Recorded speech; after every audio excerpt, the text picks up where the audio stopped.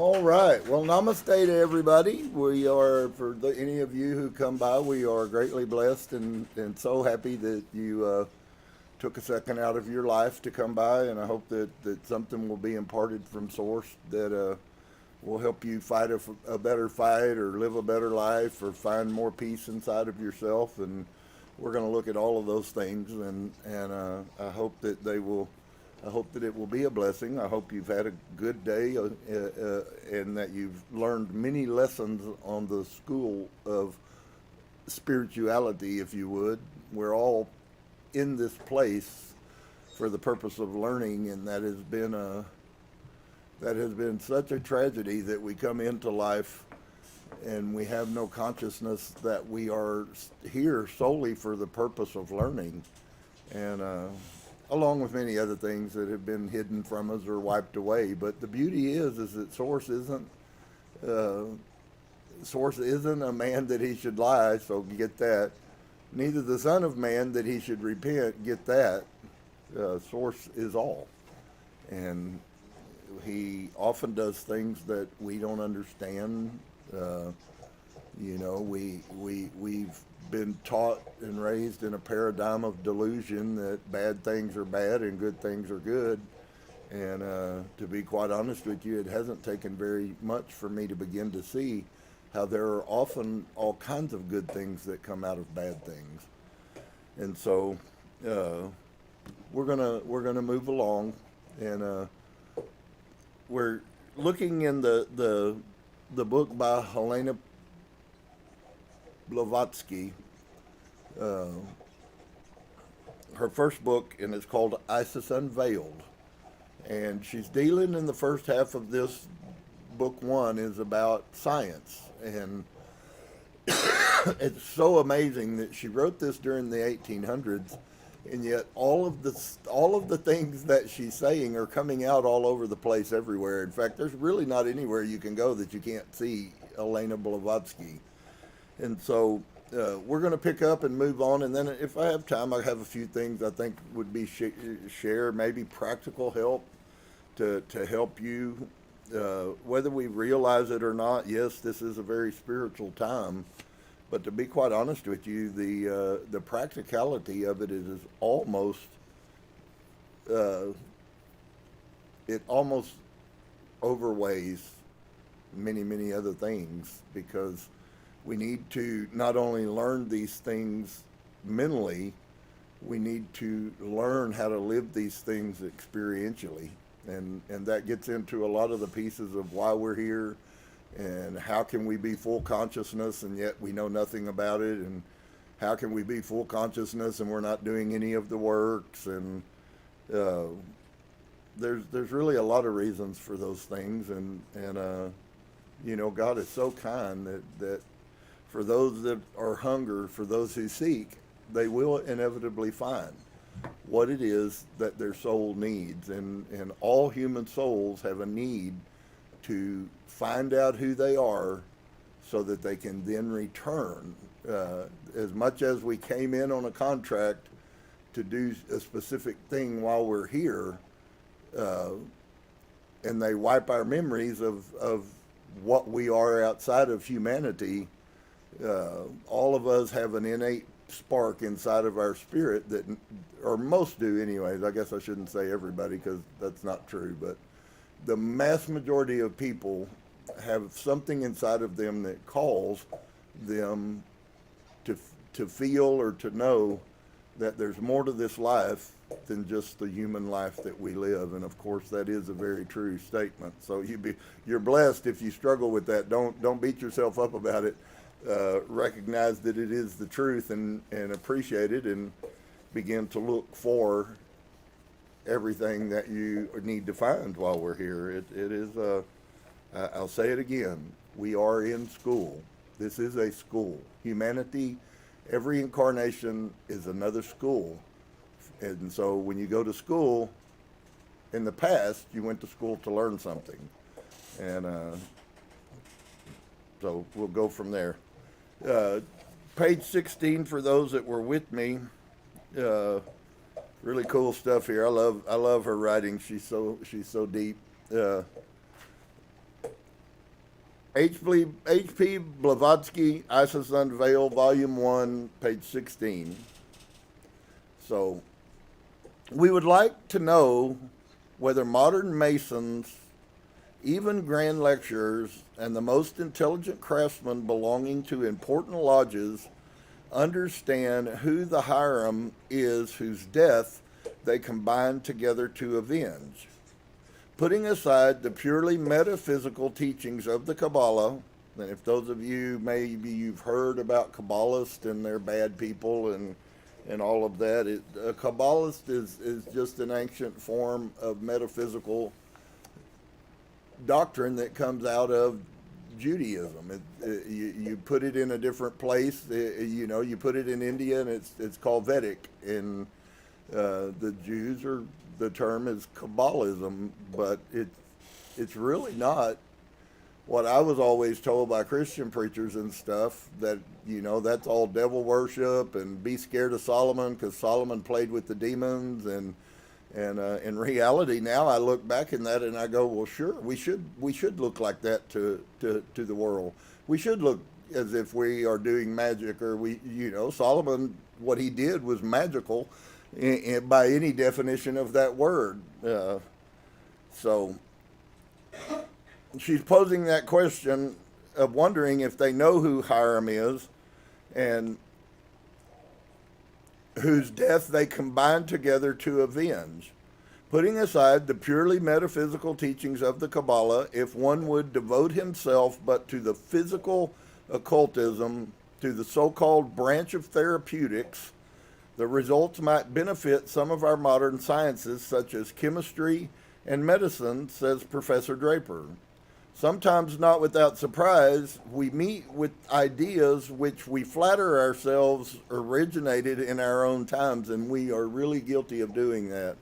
It's funny to me how archaeology is proving that we actually, and I don't think that archaeology sent out to do this, but friends, there's too many great things that we can't even do as humans still that existed from tens and twenties and thousands of years ago. And so we really do, and I was brought up believing this, why we're the highest class of human that's ever lived. And in fact, we're really not. We're actually very, very low at this point, but that's about to change. And so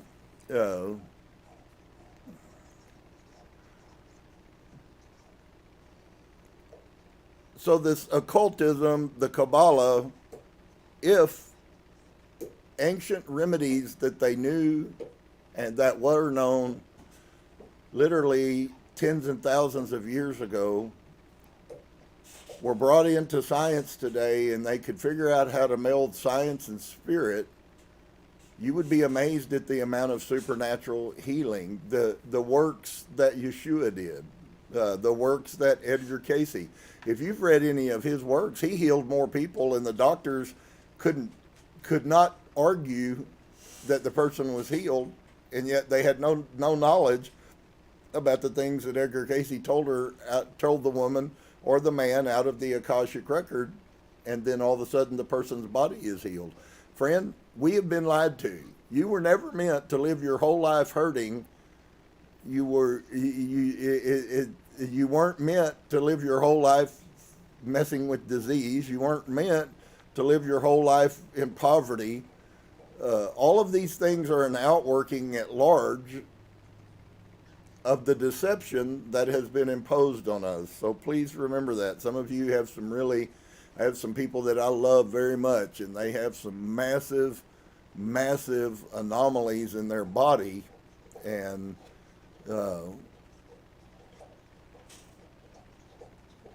physically, had we known, and I believe where we're headed to, those anomalies would have been correctable. And so if you've got a bad back and you hurt all the time, I get it. You're quite an amazing human to continue to be able to go, even with the amount of pain that happens. And so the so-called branch of therapeutics, the results might benefit some of our modern scientists, such as chemistry in medicine. One of the things that's coming out in the spirit realm with the ascension and all that's going on right now, and that's what I want to talk a little bit about.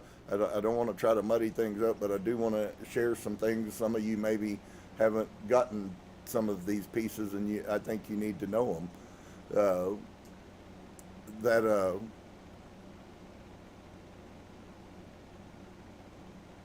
They just refuse to allow the spirit to be part of anything that's called science. That is changing, and it certainly has to change before there will be any major things done. And so the results might benefit some of our modern sciences, such as chemistry and medicine, says Professor Draper, sometimes not without surprise. We meet with ideas which we flatter ourselves originated in our times. This remark, uttered in relation to the scientific writings of the Saracens, would apply still better to the more secret treatises of the ancients. Modern medicine, while it has gained largely in anatomy, physiology, and pathology, and even in therapeutics, has lost immensely by its narrowness of spirit, its rigid materialism. Everything is only what you can see. And if you continue in the spirit world, you will come to believe that very little is what I see, it's more of what I know. And so some may not recognize the value or the intrinsic need of the intuition, which is our higher self speaking to us from the conscious realm. And so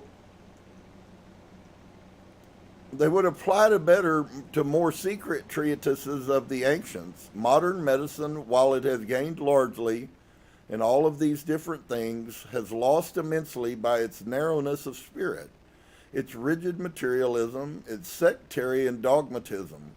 One school in its purblindness sternly ignores whatever is developed by other schools, and all unite in ignoring each grand conception of man and nature developed by mesmerism or by American experiments on the brain, every principle which does not conform to a stolid materialism. It would require a convocation of the hostile physicians of several different schools to bring together what is now known of medical science, and it too often happens that after the best practitioners have vainly exhausted their art upon a patient, a mesmerist or a healing medium will effect the cure, which is exactly what Edgar Cayce did. There were thousands of people, his life was in a very, very low-key house, and he lived a very low-key life.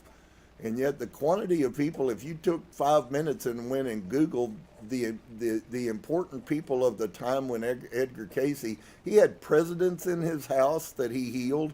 He had rich and elite people from literally all over the world come to his little 3-bedroom house in the middle of nowhere and sit in a chair while he laid on his couch and told them how to heal themselves, told them how to orchestrate whatever they needed to accomplish, explained to them the ancient mysticism that had been lied to and stolen. So here's the real horrible thing about it.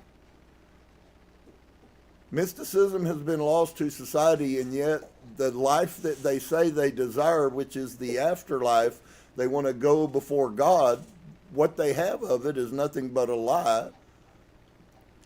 And all of us are going to be involved in that. So it's kind of to me, it's sometimes I just shake my head and I go, what? They've been telling us all of this nonsense for all this time? What? Ancient. More ancient than any religion that exists. And so the explorers of old medical literature from the time of Hippocrates to that of Paracelsus and Van Helmont will find a vast number of well-attested physiological and psychological facts and of measures and of medicines for healing the sick, which modern physicians superciliously refuse to employ. Even with respect to surgery, modern practitioners have humbly and publicly confessed the total impossibility of their approximating to anything like the marvelous skill displayed in the art of bandaging by the ancient Egyptians. It's so funny that how the New Testament pits everyone against Egypt, and they pit everyone against Egypt, or at least Yahweh does. The Hebrew mysticists, Abraham, Moses, Samuel, all of the known ancient Hebrew rulers and prophets were all mysticists. Paul was a mysticist.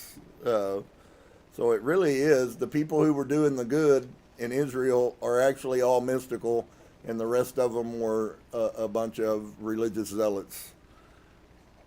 And so, even with respect to surgery, there's many of these things that they find. One that we watched last week, they found like a 30,000-year-old woman that was mummified, and they were blown away, so much so that they could extract DNA from 30,000 years ago and categorize the DNA. The body was so well preserved. That's 30,000 years. Now, that's why I bring those things to you, because what I really will continue to do is, as we continue to evolve, the higher that we go, the more that we're going to be able to see and understand and perceive what's actually been done on earth. And as we see and perceive those things, we will then be able to make sense of things that scientists, the greatest scientists in the world, did not ever have that perception. And we're going to talk about how perception really plays into reality, and the things that are coming are going to be all tied together with perception. And so it's really quite amazing, friends. We got some depending on who you are and how you deal with this stuff, we got some really bad things coming for the earth, and we got some amazing super things coming for the earth. I promise you, the amazing super things trump the bad things. You have to make a choice and say, I want bad. And so as long as that's not what your heart is, then really you have no reason to fear anything, which is the killer of everything, fear. And so the many hundreds of yards of ligature employed in enveloping a mummy from its ears down to every separate toe were studied by the chief surgical operators in Paris, and notwithstanding that the models were before their eyes, they were unable to accomplish anything as precise as what these Egyptians did, that followed Ra, Thoth, Isis, Ishtar.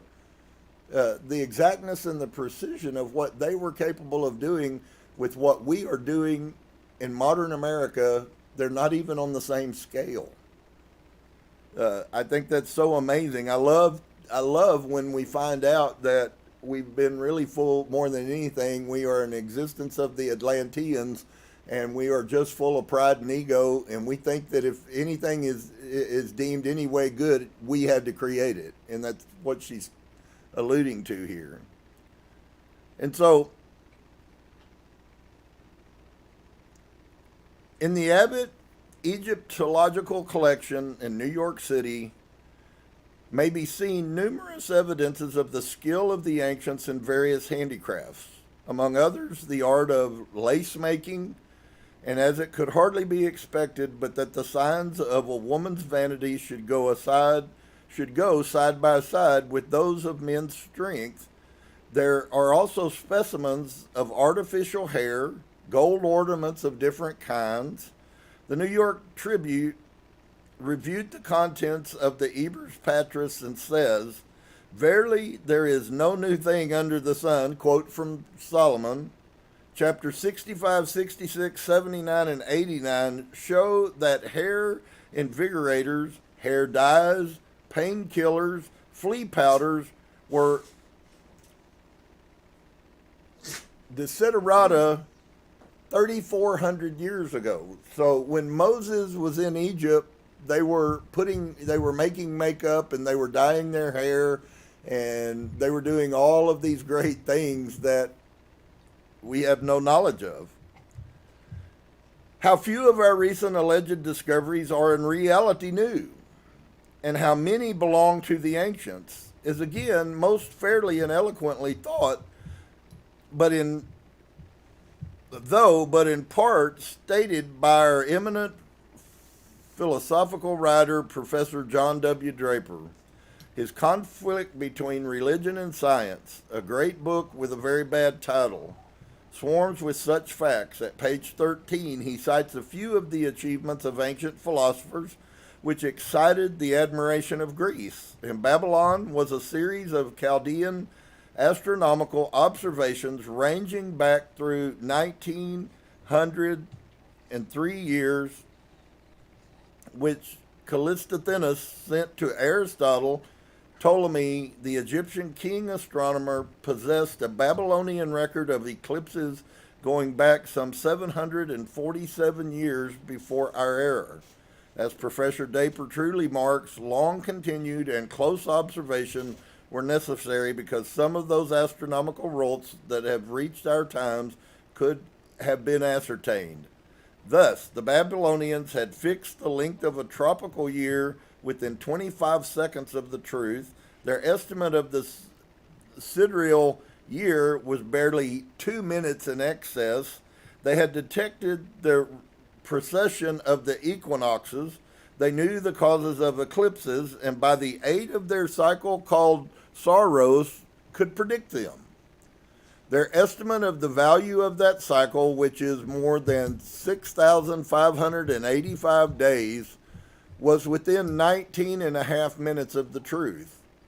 Such facts furnish incontrovertible proof of the patience and skill with which astronomy has been cultivated in Mesopotamia, and that which was very inadequate instrumental means.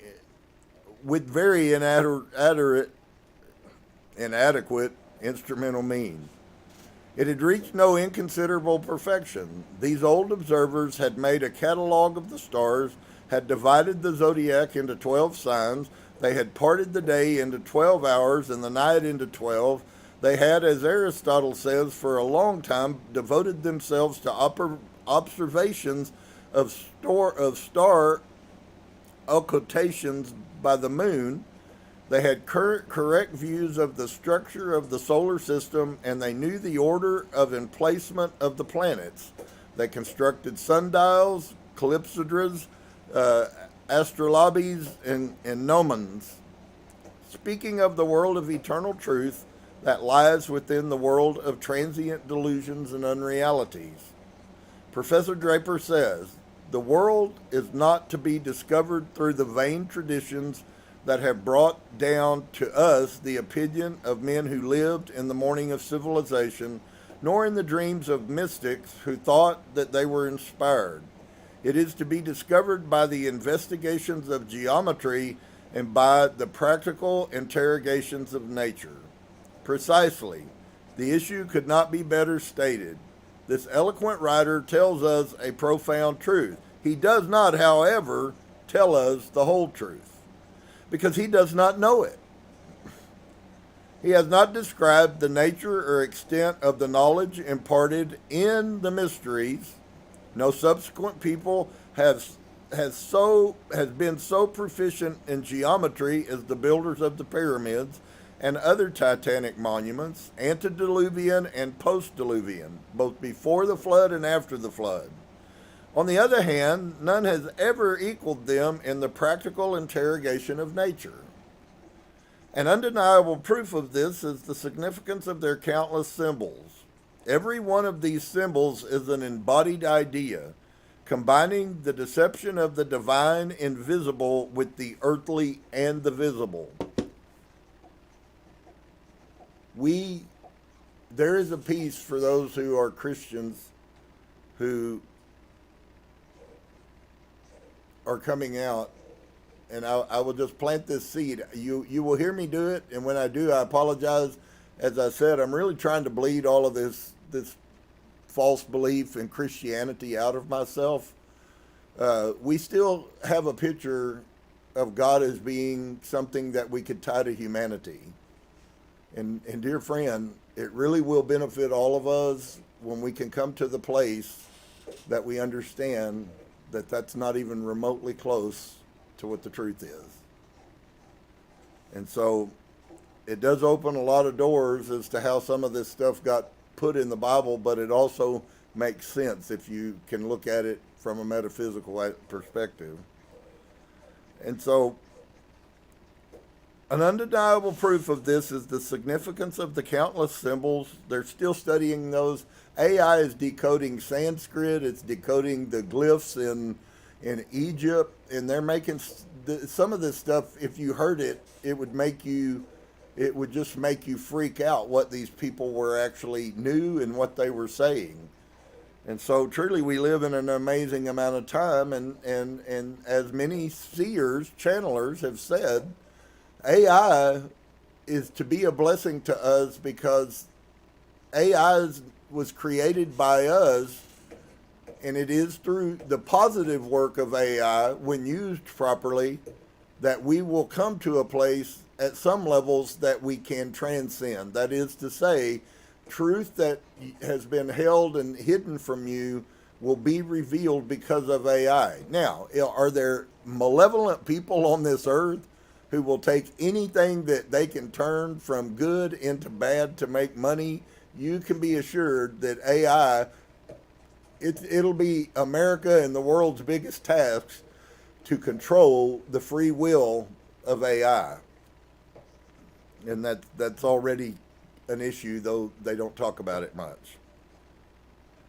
And so, combining the deception of the divine invisible with the earthly visible. So we have to have God the Father because we can't make sense of a force that exists on this earth who created everything and yet is nothing. That's difficult for people. And so what do? We put a picture of a man on it, and once we put a picture of a man, God the Father, on it, then we just diminish all that the all is. And so the former is derived from the latter strictly through analogy according to the Hermetic formula, as below, so it is above. Their symbols show great knowledge of natural sciences and a practical study of the cosmical power. As to practical results to be obtained by the investigations of geometry, very fortunately for students who are coming upon the stage of action, we are no longer forced to content ourselves with mere conjectures. In our own times, an American, Mr. George H. Felt of New York, who, if he continues as he has begun, may one day be recognized as the greatest geometer of the age. He has been enabled by the soul to help of the premises established by the ancient Egyptians to arrive at results which we will give in his own language. Firstly, says Mr. Felt, the fundamental diagram to which all science of elementary geometry, both plain and solid, is referable to produce arithmetical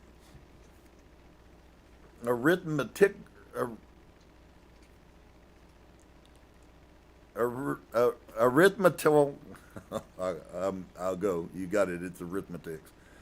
Systems of proportion in a geometrical manner to identify this figure with all the remains of architecture and sculpture, in all which it has been followed in as a marvelously exact manner to determine that the Egyptians had used it as the basis of all of their astronomical calculations on which their religious symbolism was almost entirely founded, to find its traces amongst all the remnants of art and architecture of the Greeks, and then to discover its traces so strongly amongst the Jewish sacred records as to prove conclusively that it was founded thereon, and to find the whole system had been discovered by the Egyptians after researches of tens of thousands of years into the law of nature, and that it might truly be called the science of the universe. Further, it enabled him to determine with precision problems in physiology heretofore only surmised, to first develop such a Masonic philosophy as showed it to be conclusively the first science in religion, as it will be the last. And we may add, lastly, to prove by ocular demonstrations that the Egyptian sculptors and architects obtained the models for the quaint figures which adorned the facades and the vestibules of their temples, not in the disordered fantasy of their own brains, but from the viewless races of the air, and other kingdoms of nature, whom he, like them, claims to make visible by resort to their own chemical and Kabbalistic promises. And so you say, well, that was a mouthful, and what does all of that mean? Well, what it means to all of us is that, and I do see this, so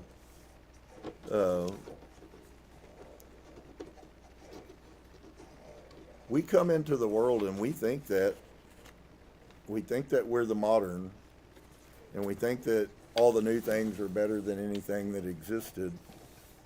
And unfortunately, humans that are functioning in the carnal subconscious mind, those humans are very deluded because they can only see what includes them. And so maybe it's difficult for you to see and ask yourself a question: how did species of humans exist for over 300,000 years and leave us records of their existence for over 300,000 years? I promise you, after 300,000 years of human, you learn something. And rather than it be, as has been played with science, that the Neanderthals were just like the dinosaurs, they just died out. I think that what you would be surprised to find is that the Neanderthals are still alive. And how do I know that? I know that because some of the most recent DNA work that there is says that every one of us Homo sapiens have at least 2% DNA from the Neanderthals that lives inside of us. And so maybe you could, if we could for a second, and I'm going somewhere with this, so just hang on and maybe I can hopefully make a little sense out of what I'm trying to say. The Neanderthals were a race, and they thrived. They made it through ice ages, and they survived. Supposedly being some dumb semi-ape kind of human that can live through an ice age of tens of thousands of years. And almost instantaneously, there was an overlap that occurred, and that was the coming on the scene of Homo sapiens. And so as we came into this world as what we call now humans, if you've done any paying attention to what's going on mystically, friends, we're actually, I believe, just my opinion, you take it for what it's worth, but I believe that we are at the place of transition which almost invariably had to have happened already at least once. According to Madame Blavatsky, there have been 6 complete races of humanoids that have lived on this planet for close to 500,000 years. So there have been societies that have existed. That's where the information that exists from about the Lemurians and the information that exists about the Atlanteans, just so that you know, those were all part of the societies that have lived, and they all rose to a very high level of intellect and then allowed all of the things that always destroy our life, which is still doing so, like ego and pride and self-centeredness. So if you opened your eyes and you would think for just a minute, what we actually are a part of right now is another simulation, it's another testing of a subspecies of humanity. Now, there are astrophysicists who will tell us that we have not yet reached full humanity. But what they also will tell you is that what is going on in the spirit realm will accomplish that. And this can get a little deep, but I really felt in my spirit, and so I know when I listen to intuition, when I listen to my higher self, somebody ends up getting a blessing. It may not always be everybody, but somebody will get a blessing. And so it appears, and I'm just going to lay this out kind of simply. There are anyone who wants to contact me, I will talk with hours and try to help you. I won't teach you and I won't make you do it, but I will try to help you as much as you're willing to engage me. We are in a timeline that has been prophesied about for literally tens of thousands of years. If we go back to the Olmecs, which predated the Mayans, which predated the Aztecs, and if you go back to those people, and they are doing that, and they are interpreting, they're learning those languages, and AI in that situation is helping also, and they are coming out with some of the most precision astronomical events. And so we are in a time, in a cycle, and in a week or two we'll read, she goes into how they came up with, how the Jews came up with selling you the whole 6,000 year creation story. And what's really funny is a 6,000 year creation is only 1/4 of one cycle. So just get it like this. There have been 6 cycles before us that were both 24,000 years old. That is just, what's the math there? That's 120 some odd thousand years ago. And it appears like that we are on the escalation again, and a evolving, if you would, in the proper sense of that, into a higher being, which we already are. Inside of you, you already are part of consciousness. And it's been quite funny because I heard for so long when we started this journey, it was like it's all about ascending, and then it's all about this, and then it's all about that. And I feel pretty comfortable and peaceable, dear friends. For me personally, it's answered a lot of questions. For some of you, I had a conversation with somebody who's really faithful with us, and they were talking about an out-of-body, and his situation was really an astral projection. And I don't know, maybe you don't know what astral projection is, but it would be called magic by Christianity, but it's just this in a nutshell. All humans are capable, if they will do the things that are necessary, to astrally project. And what that means is you move out of your body realm and into the conscious realm of spirit and leave your body. Your body doesn't die. It lays on your bed, and you go on a journey into the cosmos.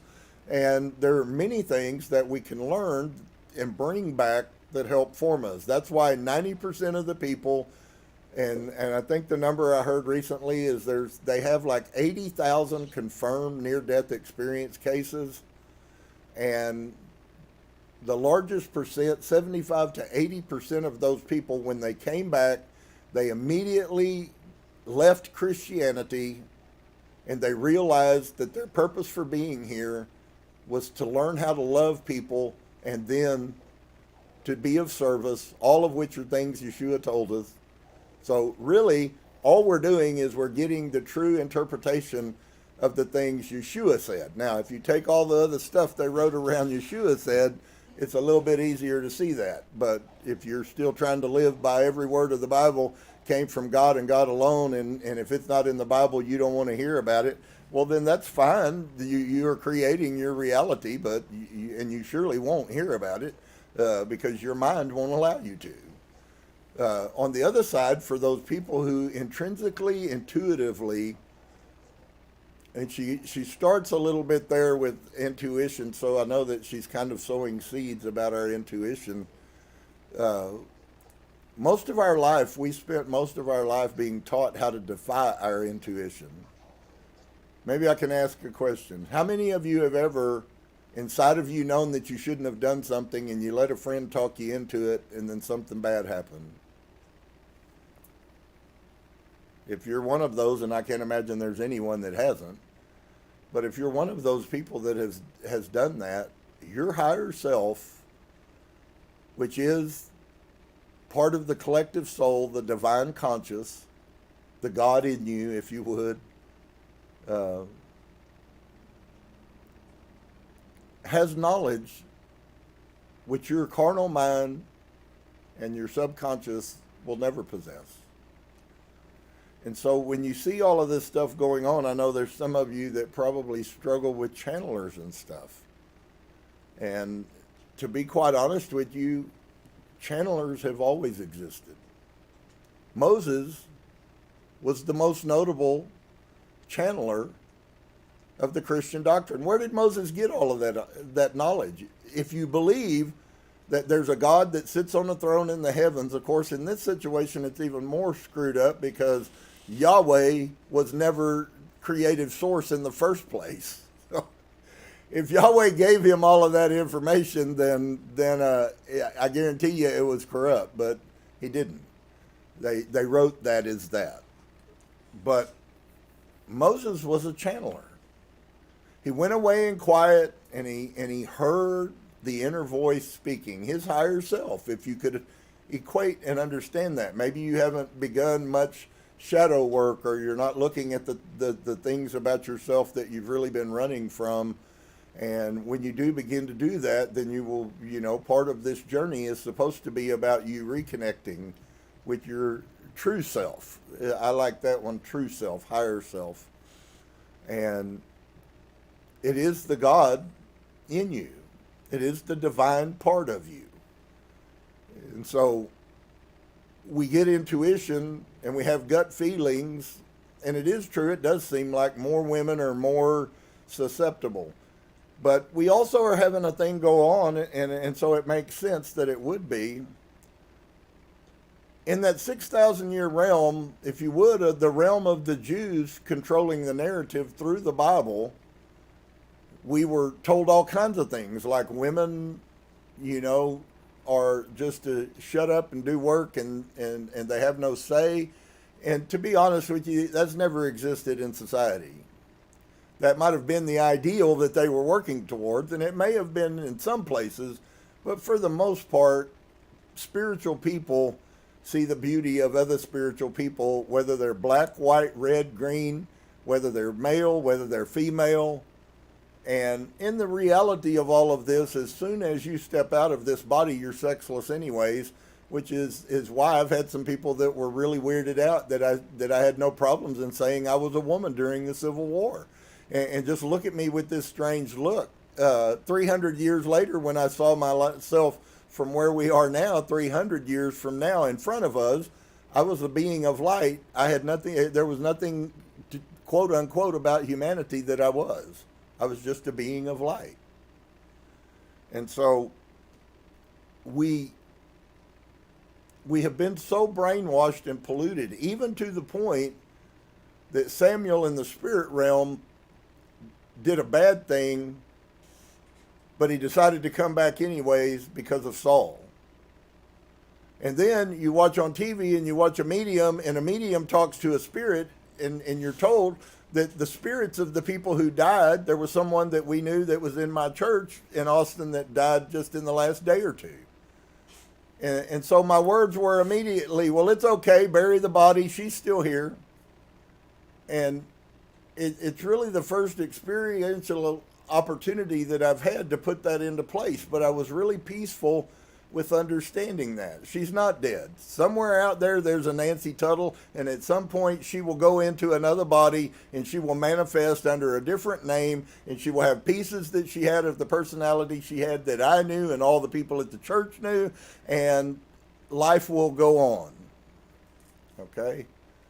And so maybe this is still difficult for you, but there does seem like there is something going on. It is from many channelers over thousands of years about the state in which we find ourselves right now.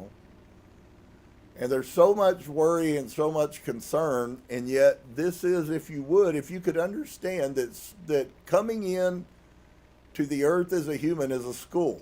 There's something that you do not possess in your perfectness that you need to possess. It will help you have a different perspective. Many say that if you come in as a pauper in this lifetime,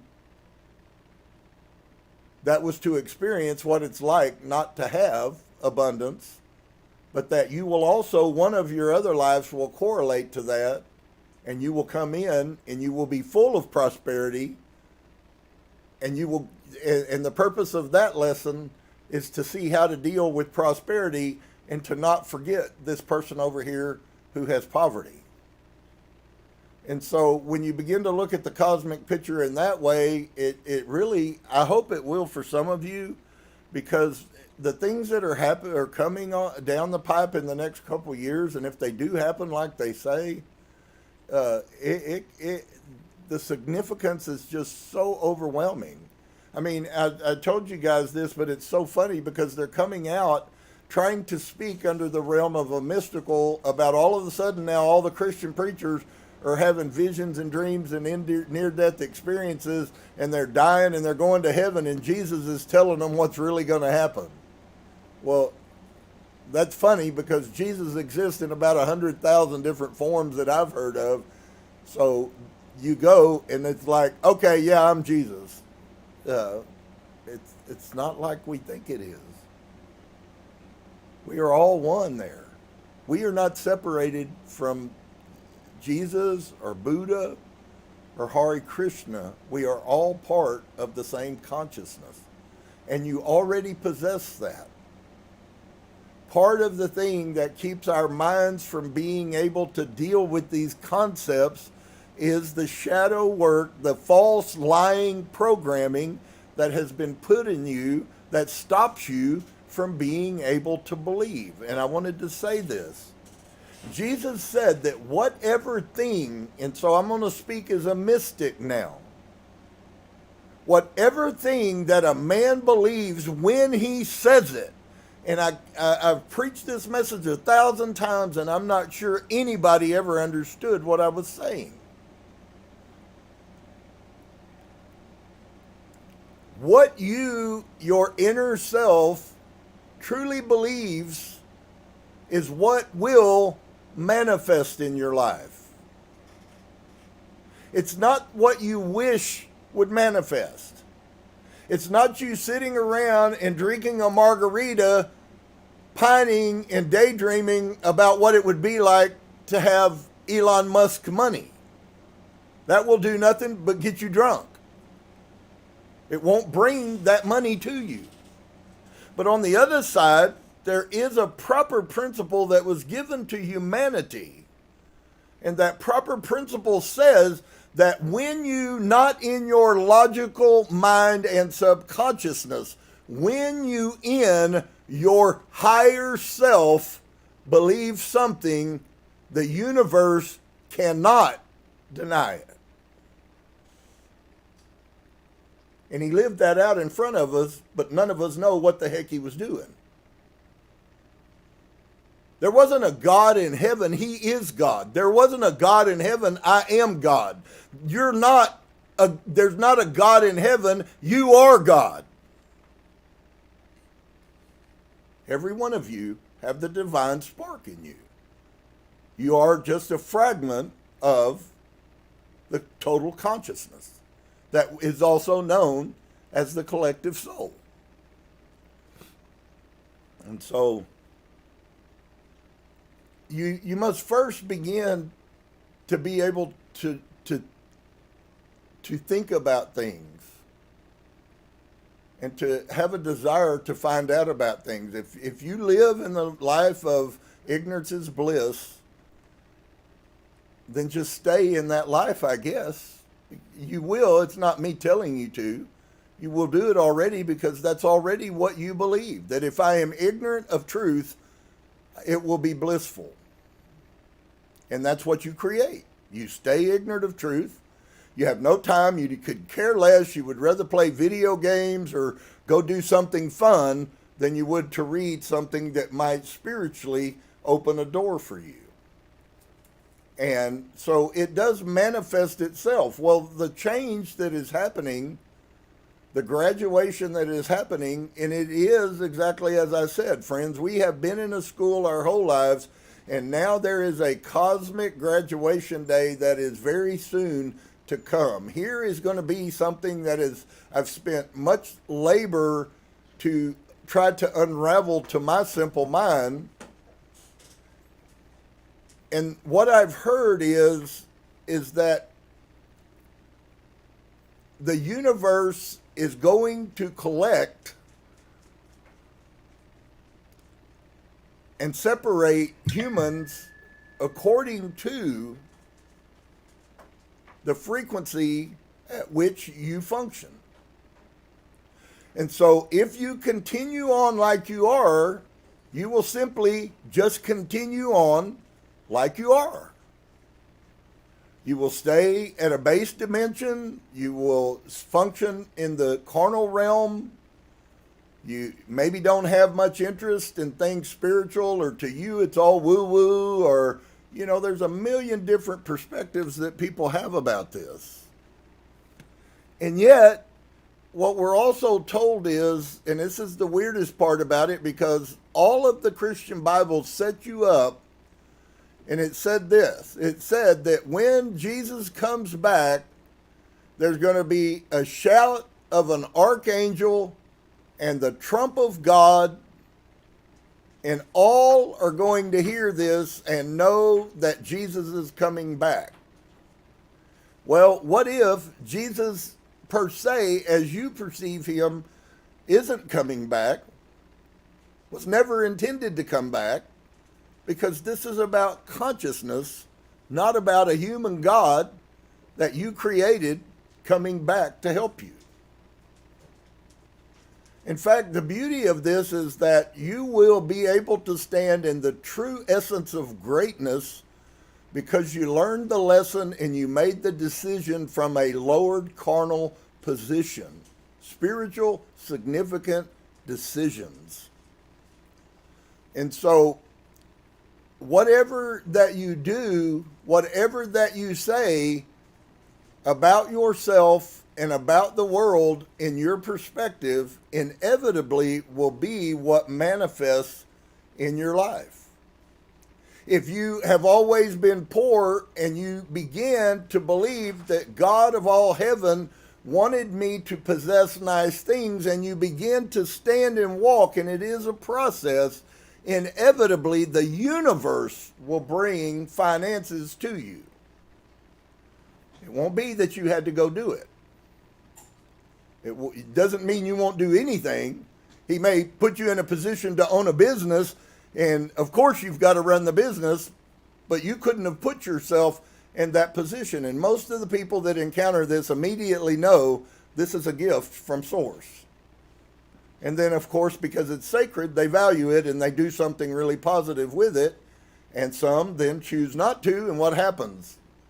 What you are inside is what comes in your life. If you're a thief inside, people are going to steal from you.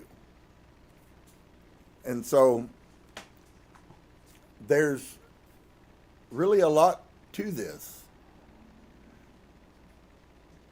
But the way that the dimensional split that is going on, and it is happening right now, dear friends, some of you that I've talked to have made some really great strides, and you haven't really had to do a lot to do so.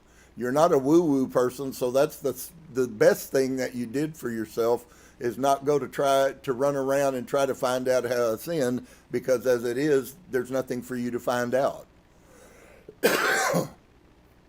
All of that stuff is telling you to go look, and this is what Yeshua said. Yeshua said when they say that Christ, okay, if you want to take the term Christ, correct it into anointing, you can also correct that into the light anointing. And if you then take that as Christ in you, the hope of glory, isn't about Christ being in you. It's about the hope of the glory is the chrism. And we'll see some of that in the Nag Hammadi stuff. The chrism has to do with the Spirit that's inside of you, the anointing, if you would. And so all of this should be taught as first level grade in Pentecostalism, and they teach none of it because they're not aware of any of it, because they've been following the Christian guideline. This is true spirituality. And so part of the journey that we have to make is we have to make some decisions along the lines. And it's wonderful because it's really good for all of us to be in control of our own destiny. Unless you just don't want to be in control of your own destiny, and then guess what? You give that right away to whoever chooses to take it. And so when we then get a hold of this revelation, there's a song I sent to somebody this morning, and I sing it every day. It's an aphorism, but it's really not, for me, I guess it is an aphorism, but it's not an aphorism. It's actually a releasing, and it is a sorting myself straightly for the day and then throughout the day.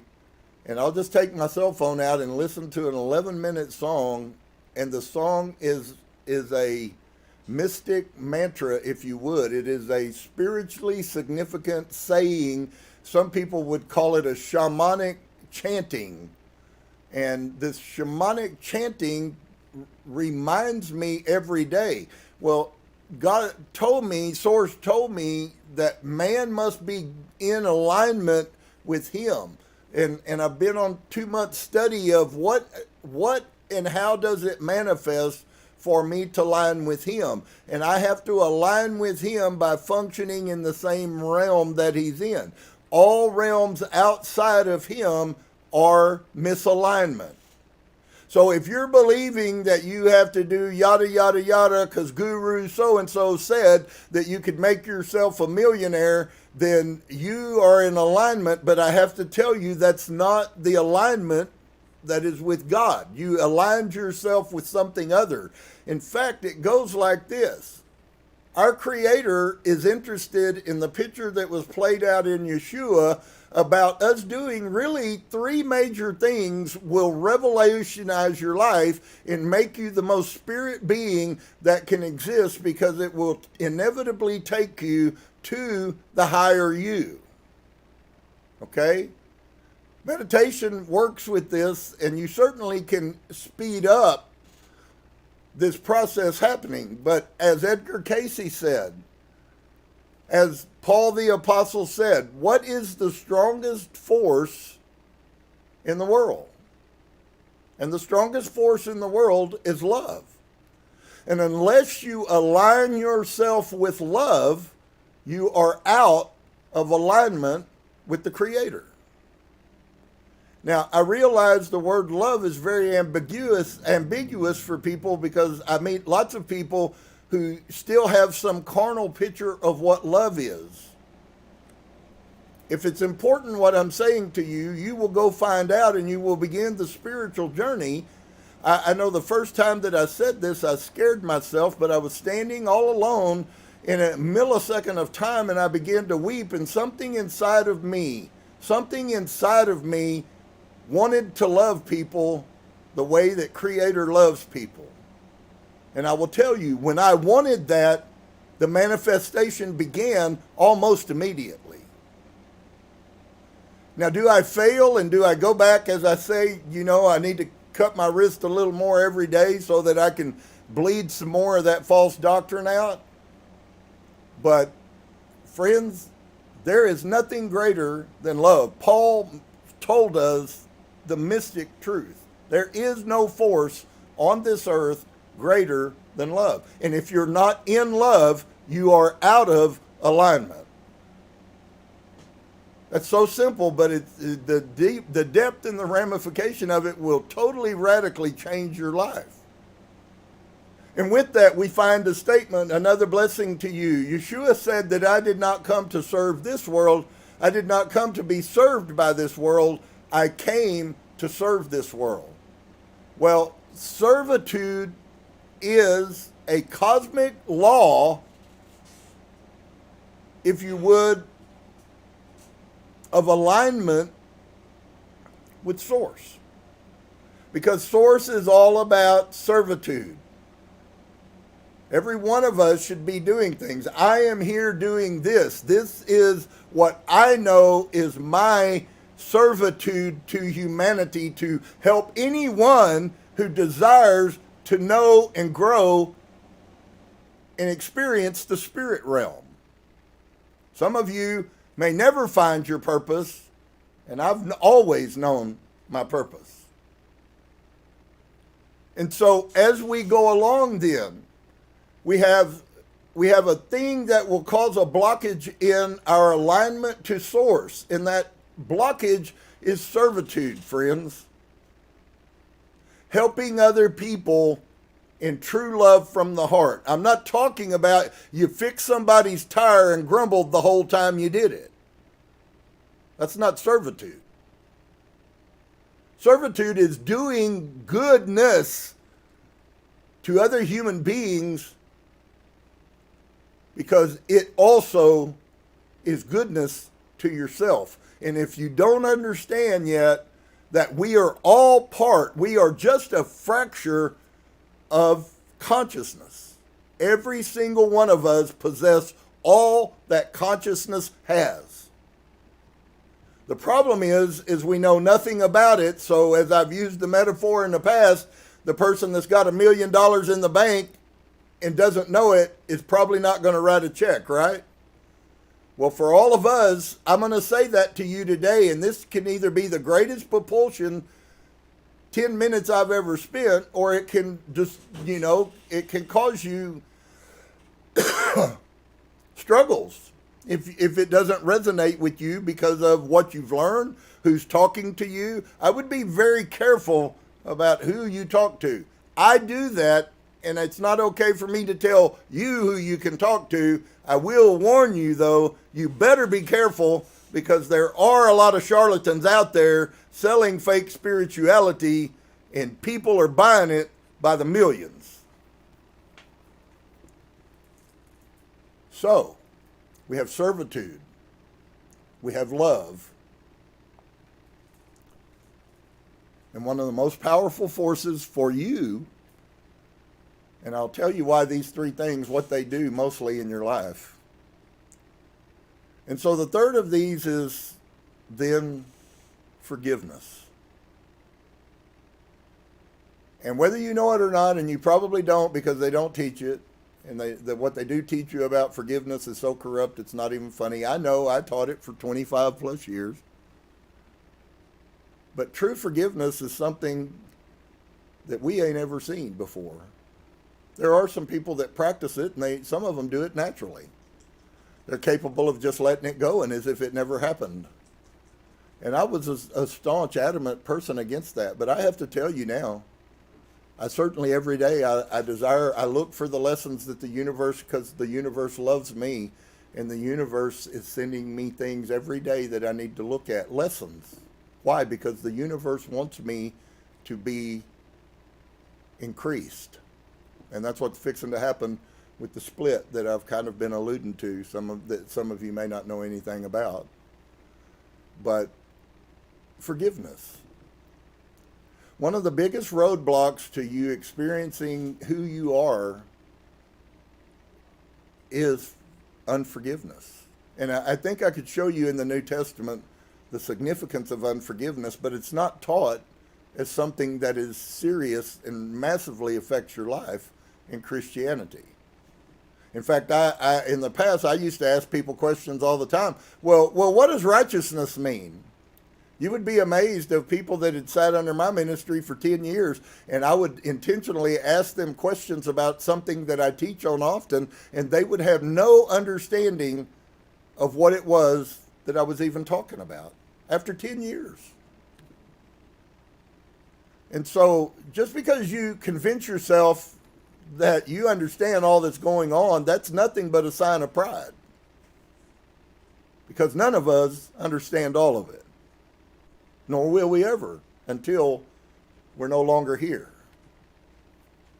And so what is happening, and it's been prophesied 5 or 6 different people, Nostradamus, Dolores Cannon, Edgar Casey, ancient civilizations brought this same prophecy That there was a time when there would be a splitting in the earth, and I was really struggling because I'm going, how do we get 2 earth planets all of a sudden that are existing out here? And the other night I got a blessed peace. Things come to me because I know the source brought them to me. And I judge everything that I hear, but immediately if you are functioning in alignment with God, you'll have peace, which leaves something before I go that I want to share with y'all, a seed that you can take and use. It will begin today if you use it. But here is what the picture is turning out to look like. Everybody's going to be going along, and Yeshua talked about this, the 2 people that were sitting on the couch and one disappeared. Friends, that's not a rapture. Yeshua was a mystic. He was talking about what I'm talking about to you right now. And lots of people are talking about it. The Christians are viewing it and can only voice it through the words that they know of a rapture. And I guess at some level maybe it is a rapture, but it's a spiritual rapture, not what you were taught in Christian church. And so here's what's going to happen, where the frequency is changing all over the earth. I'd love to help you understand and get a different perspective about how the world works.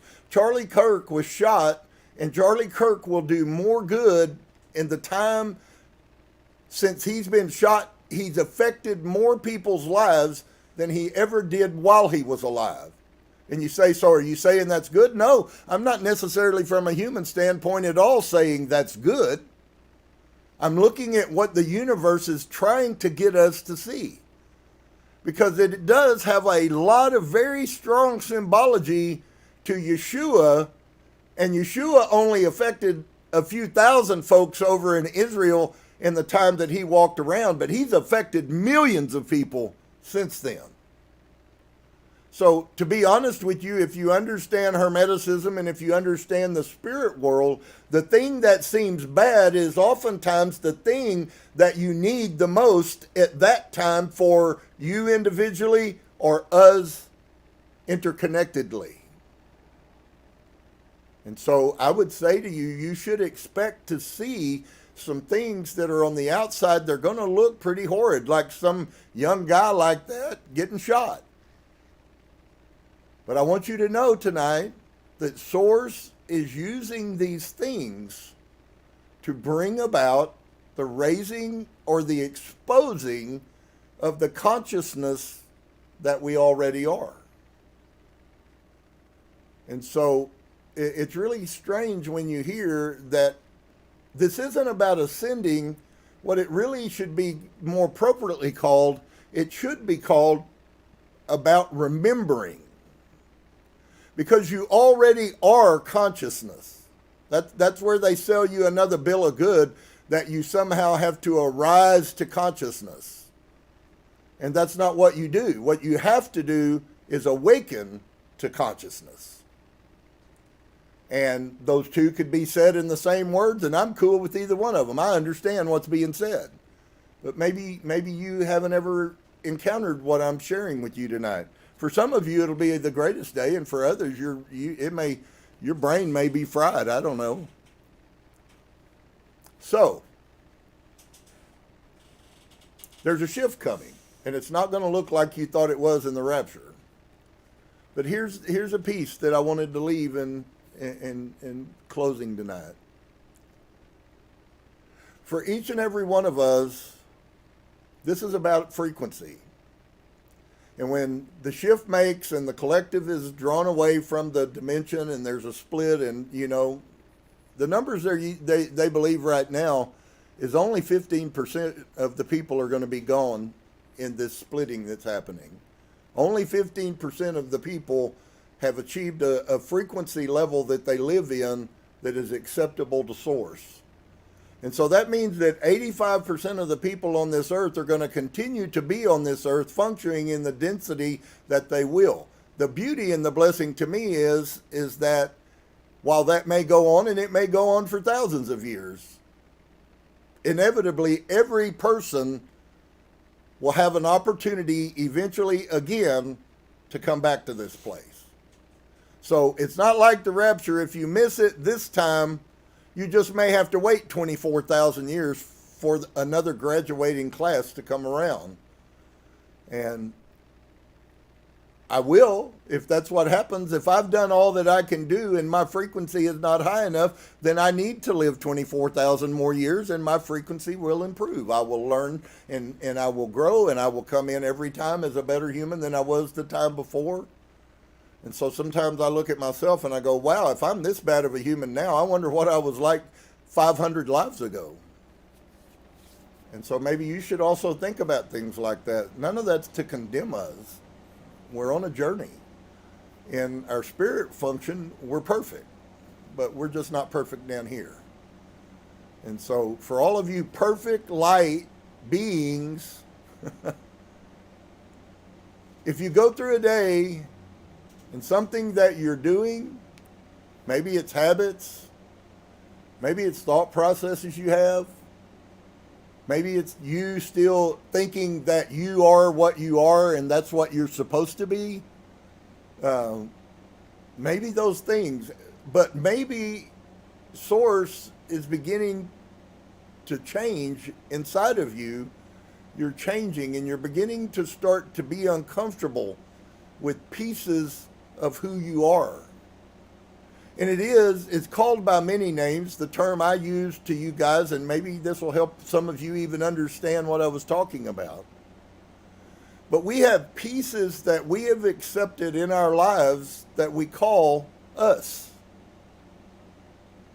Okay? And those things will remain us until we refuse to accept them. First we must acknowledge, and then we must accept, and then we must overshadow, which means we conquer. I am the head, I am not the tail.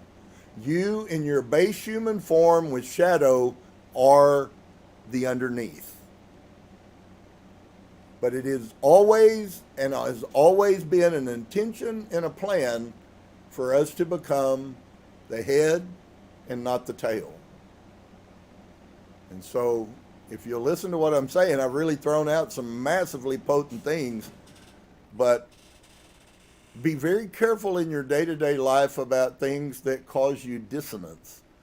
And I would give you the definition of the word dissonance. Could be uneasiness, unpeacefulness, but I would really prefer if you would go read dissonance for yourself. I needed to go read it, and I read it for myself, and there was 2 or 3 things in my life that I have already done away with, and nobody knows it or anything else.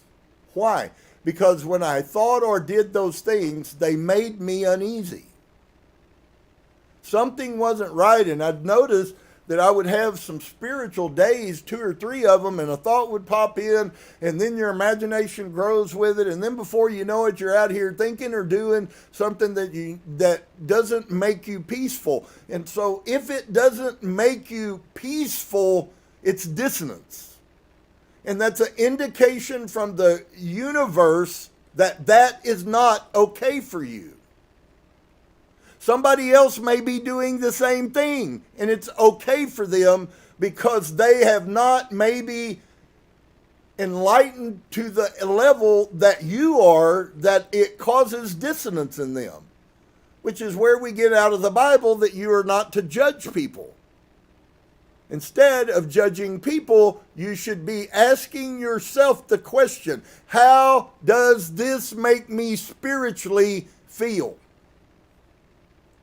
Am I peaceful with this behavior in my life? Am I peaceful with this action in my life? And I'm thankful because when it came to me, the true revelation of this, when it came to me, it came to me. I didn't go to it. It came to me and it said, you know, that's causing all this turmoil in your spirit, don't you? Took me several days to deal with that.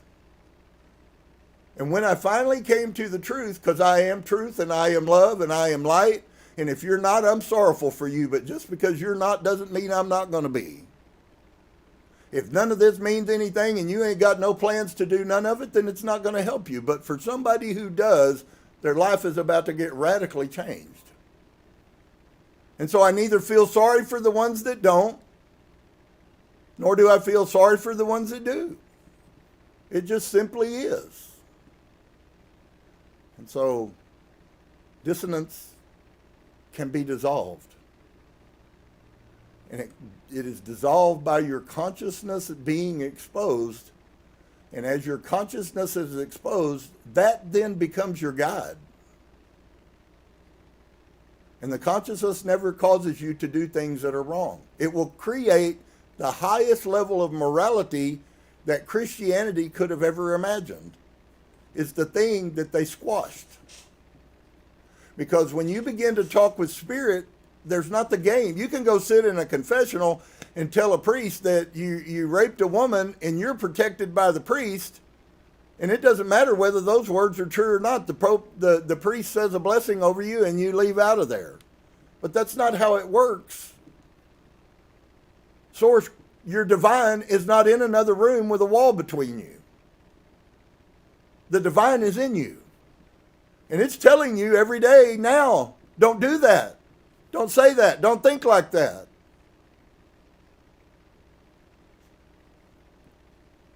And if that's not guiding your life, then I promise you, you're making a lot of bad decisions, and you probably have a lot more bad ones to make. But there is an out for it. You do not have to stay in that cycle, but you do have to look inside of yourself. And only when you become true to yourself and lose by your own will all of those personality traits that you hold so dear to that have made you up all your life,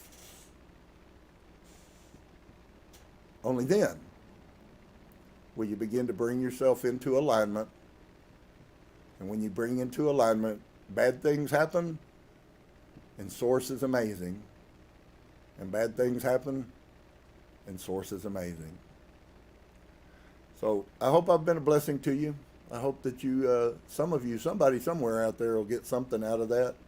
The words are correct, and I continue to learn and seek from the school of knowledge as he exposes who I truly am. So it's a long journey, and lots and lots of quiet and self-seeking time. And so I hope each one of you are blessed. I hope that you'll take something and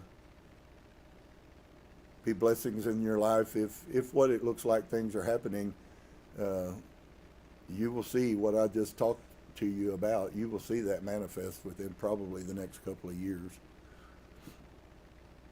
We'll all be on the same earth, but we will be separated. And I can't do anything about the other side of that. I only have a desire to do something about my side of that. And help whoever I can along the way that I genuinely wants help. So, peace to each and every one of you. Namaste.